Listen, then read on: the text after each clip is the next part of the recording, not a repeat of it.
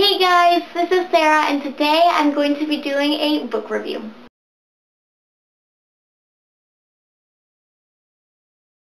Today's book review is for How to Fall in Love by Cecelia Ahern. I started this book in November and just recently finished it the first week of December, and I gave this book a 5 out of 5 stars, so I just had to make a book review about it. This is an adult contemporary book about a woman named Christine Rose who's trying to find happiness in her life. And in the way that she's trying to find this happiness, she stumbles upon a man who's trying to commit suicide.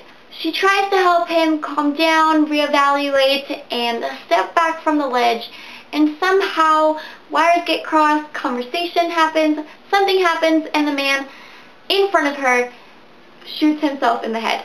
Obviously, this very traumatic experience shocks Christine, and she becomes even more shaken up, and she starts taking some drastic steps in her life.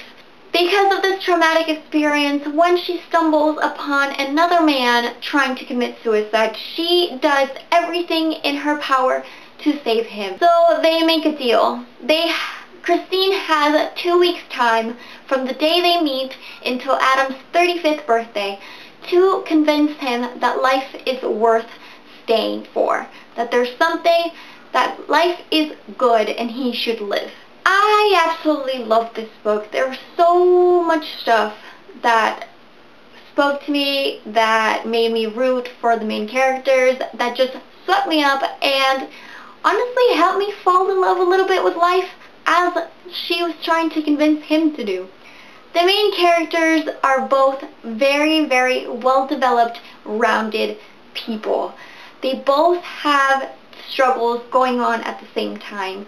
And even though the dynamic's supposed to be she helping him, it sort of ends up that they're helping each other move forward and grow and learn to live and be happy again.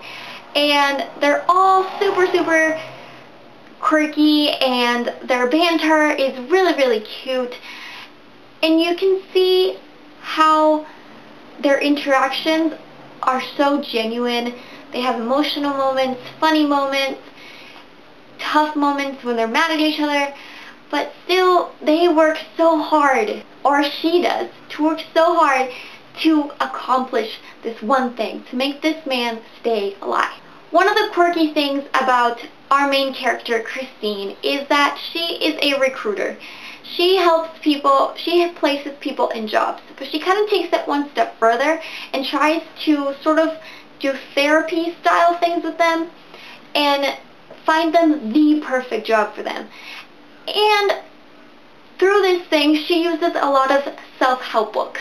So because she's our narrator, the chapter titles sort of resemble self-help books. Every chapter title starts with how to do something, which then has something to do with the chapter title. I thought that was so innovating. I thought it was really nice and something extra to add to it. It makes you more connected to the main character and how she thinks.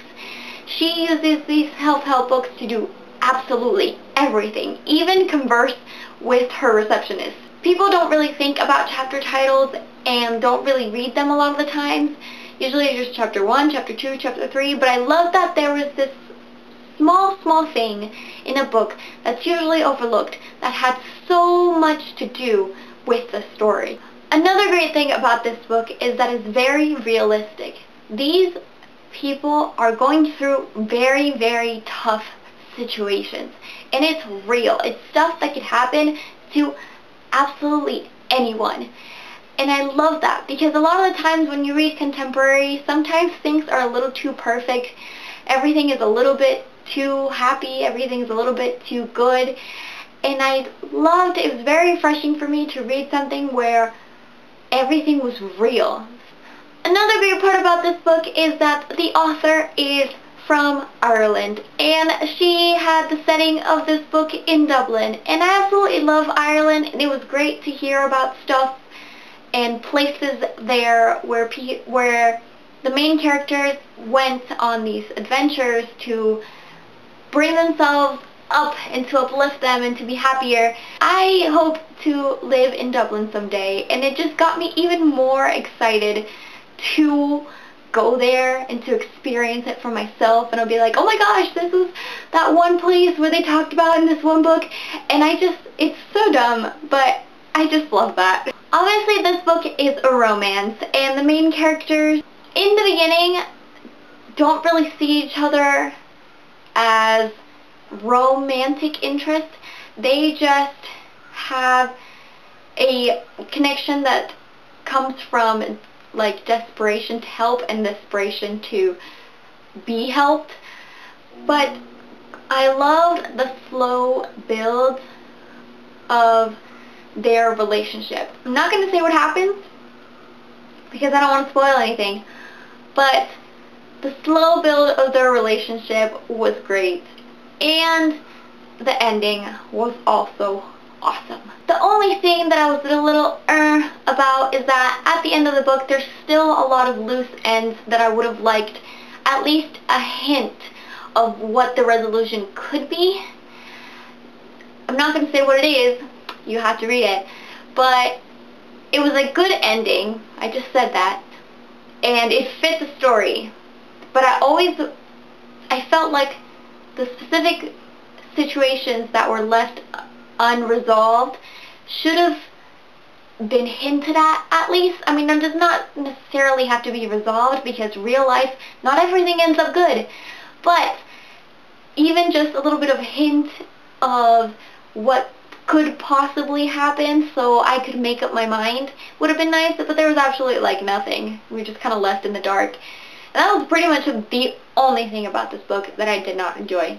Thank you so much for watching this review. I hope you enjoy it. Let me know if you want to pick this book up, and let's talk about it. I think it's great. Please be aware that it is an adult book and it deals with suicide. So if you have a trigger for that, don't read it. Please don't hurt yourself. Thanks so much for watching, you guys, and I'll see you next time. Bye!